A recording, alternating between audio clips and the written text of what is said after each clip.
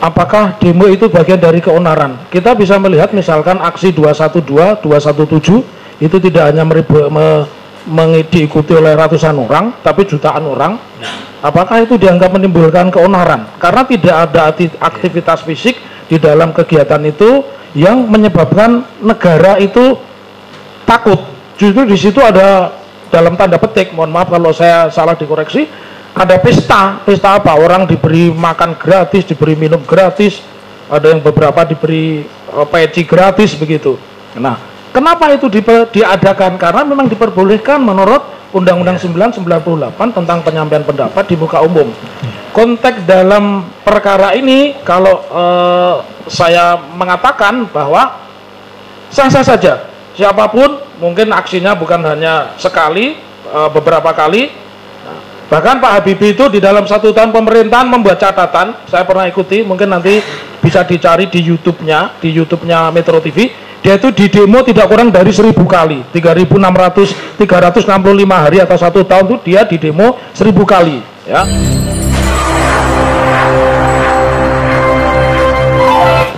Cukup ya, semua sudah memberikan pertanyaan, tinggal giliran saya. Mungkin kita hanya statement akhir aja dari ahli karena tadi sudah dijelaskan semua. Jangan susah-susah Pak. Soalnya semua sudah menyampaikan semua dan kita di awal sudah sampaikan kita semua sarjana hukum, rata-rata magister dan ada yang doktor, ada yang profesor di sini. Jadi saya rasa kalau masalah hal yang sudah diketahui umum oleh masyarakat hukum, saya rasa tidak perlu saya tanyakan lagi. Mungkin saya hanya sedikit mengulas, mungkin sebagai ahli kan tentunya sebelum memberikan pendapat di sini kan sudah membaca dakwaan itu kan disusun dari fakta.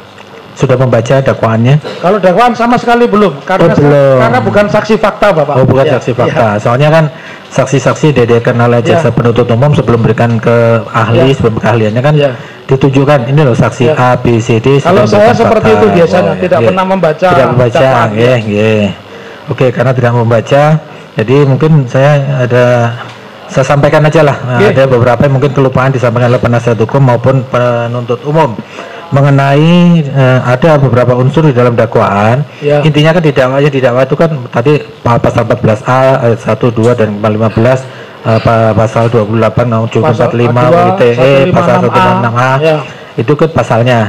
Cuman yang dimuat di situ itu adalah konten YouTube yang sudah ditranskrip. Nah, di dalam transkrip itu ada beberapa cerita. Cerita itu tidak hanya diceritakan oleh Bambang Tri, itu tidak hanya melulu selama di sidang ini yang dikejar selalu ijazah palsu Jokowi. Itu salah satu sebenarnya. Yang ada di situ ada beberapa pernyataan dari Bambang Tri yang akhirnya menimbulkan ada beberapa yang tidak sependapat atau membantah. Misalnya di sana ada pernyataan dari Bambang Tri bahwa saksi Joko Wahyudi ijazahnya dicuri atau dipinjam oleh Jokowi, itu yang ijazahnya dipakai. Nah, Bambang Tri Joko Wahyudi dihadirkan sidang ini membantah. Kemudian yang kedua, fakta yang kedua, kemudian ada kepala sekolah SMP Pak Agung, siapa itu? Agung Sulistya Agung Wijayanto, SMA, kepala SMA. Di dalam konten YouTube itu dituduh bahwa kepala sekolah itu dibungkam oleh Jokowi dengan jabatan sehingga dia jadi kepala sekolah dari SMA 6 ke SMA 3. Itu promosi, itu karena disumpal mulutnya supaya menutupi ijazah palsu Jokowi. Tapi kepala sekolah itu dihadirkan di sini, dia membantah karena memang SMA 6 dan SMA 3 itu sejajar, tidak ada yang lebih tinggi, tidak ada. Kemudian yang fakta lagi yang ketiga, di dalam dakwaan itu ada di konten itu selain saksi Nurwindu, itu yang dibilang memperoleh jabatan komisaris karena menutupi kebohongan Jokowi. Tapi Nurwindu dihadirkan ke sini semuanya membantah. Itu fakta. Kemudian selain fakta, beberapa saksi yang disebut di dalam konten itu dihadirkan di sini membantah, kan begitu. Kemudian di dalam dakwaan itu juga dimuat yang mengandung unsur keonaran. Di situ di dalam dakwaan yang disebutkan adanya selain kegelisahan dan pro dan kontra di dalam dunia maya. Di dalam dunia real, di faktual, di faktual itu tadi, faktual itu kan hal yang sudah diketahui umum. Di dunia faktual itu terjadi beberapa unjuk rasa. Ini di dakwaan itu ada sekitar 7 unjuk rasa, antara lain di Mabes Polri itu ada tanggal 29 itu ada dari kelompok Pemuda Merah Putih, kelompok Relawan Nusantara, Gerakan Penegak Keadilan, kemudian di Banten ada Remaja Islam Soleh, kemudian di Aliansi Pemuda Jawa Barat di Bandung, kemudian aksi unjuk rasa di Milenial Muslim Minang di Provinsi Sumatera Barat, juga unjuk rasa dari kelompok yang menamakan Persatuan Alumni Santri di Provinsi Jawa Timur. Itu yang termuat di dalam dakwaan. Karena Anda tidak membaca dakwaan, makanya saya sebutkan aja di sini. Ini hanya untuk memberikan gambaran saja, bukan bermaksud ini.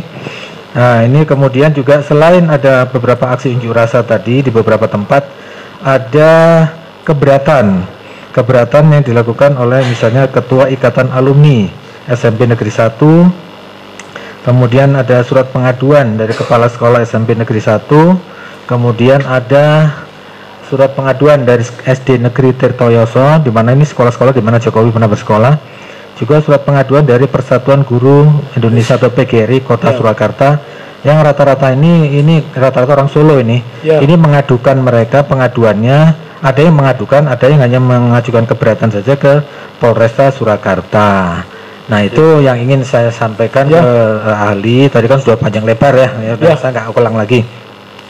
Terhadap temuan fakta ini ya, terhadap adanya temuan fakta di dakwaan, karena kan bagaimanapun kami majelis kan tidak boleh keluar dari dakwaan kan gitu ya. Sedangkan ijazah palsu itu hanya satu dari sekian konten. Soalnya di konten itu panjang, ada juga yang masalah pribadi Bambang Tri, misalnya siapa yang menghamili istrinya. Nah, itu kan kita bahas karena kan itu nggak ada kaitannya dengan meskipun itu didakwakan ya. Nah, itu menurut pendapat ahli. Ini jadi tadi berkaitan dengan faktual yang terjadi di masyarakat. Tadi kan dinyatakan sudah sejarahnya Undang-Undang Nomor 146 itu kan zaman Belanda itu nggak ada HP dan sebagainya. Tapi kenyataannya memang terjadi viral di media sosial, itu viral. Ada pro dan kontra, kemudian ada yang keberatan. Yang keberatan itu ada beberapa saksi, antara lain Dodo Baidowi, itu pemuda pecahan dari GHMI itu kalau nggak salah, itu kemarin dia anggota HMI juga, itu mengajukan keberatan ke Mabes Polri. Ada beberapa yang mengajukan keberatan, ada beberapa ormas yang keberatan, selain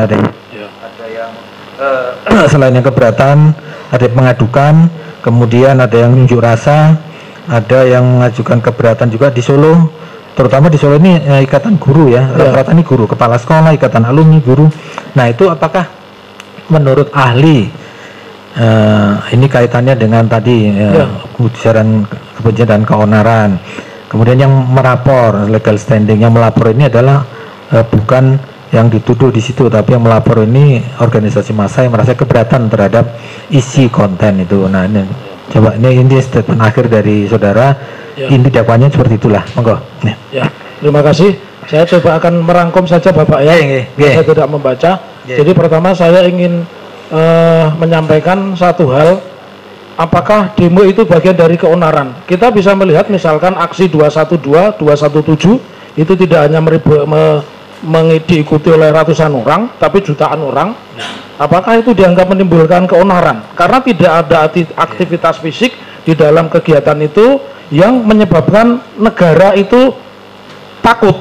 Justru di situ ada, dalam tanda petik, mohon maaf kalau saya salah dikoreksi, ada pesta apa? Orang diberi makan gratis, diberi minum gratis, ada yang beberapa diberi peci gratis begitu. Nah, kenapa itu diadakan? Karena memang diperbolehkan menurut Undang-Undang 998 tentang penyampaian pendapat di muka umum. Konteks dalam perkara ini, kalau saya mengatakan bahwa sah-sah saja, siapapun mungkin aksinya bukan hanya sekali, beberapa kali. Bahkan Pak Habibie itu di dalam 1 tahun pemerintahan membuat catatan, saya pernah ikuti, mungkin nanti bisa dicari di YouTube-nya Metro TV. Dia itu di demo tidak kurang dari 1000 kali, 365 hari atau 1 tahun itu dia di demo 1000 kali ya. Bahkan Pak SBY juga dibuat mobil dan apa namanya, kerbau bukan kepala sapi, kerbau ditulis SBY. Itu ada mobil Coop itu mobil 2 pintu Mercy yang saya masih ingat tulisannya B390 SBY, yang kalau diartikan adalah Bego SBY. Dan itu juga viral, tetapi tidak ada satupun di situ. Dan saya yakin karena pada saat itu Demokrat adalah partai pemenang pemilu, Demokrat pasti pendukungnya lebih banyak daripada orang-orang yang tidak setuju dengan Pak SBY. Tapi faktanya juga tidak terjadi hal-hal yang sebagaimana kita takutkan. Jadi dua konteks antara keonaran di satu sisi dan orang yang tidak sepakat dengan berdemonstrasi. Berdemonstrasi itu adalah bagian dari penyampaian pendapat, ya. Keonaran adalah perbuatan pidana. Karena keonaran itu menyebabkan secara faktual terganggu. Misalkan dulu Megawati gagal jadi presiden, kemudian ada orang memprovokasi, dokumennya ada karena saya saat itu ditunjuk sebagai sekretaris tim mencari fakta, ada itu dimulai, dan itulah yang disebut keonaran. Begitu Bapak Hakim dan semua hakim anggota, sekali lagi saya bersyukur, berterima kasih sudah hadir di kota saya dan bertemu dengan semua orang Solo. Matur nuwun Bapak. Saya rasa cukup. Masih ada tambahan? Cukup ya dari penasihat hukum? Cukup. Terima kasih atas waktunya, pencerahannya pada hari ini untuk ahli dari nah, ahli kan tidak perlu tanggap. Kalau saksi baru tanggapan. Ini karena keterangan ahli tidak perlu tanggapan dari terdakwa, karena kalau saksi baru tanggapan dari terdakwa.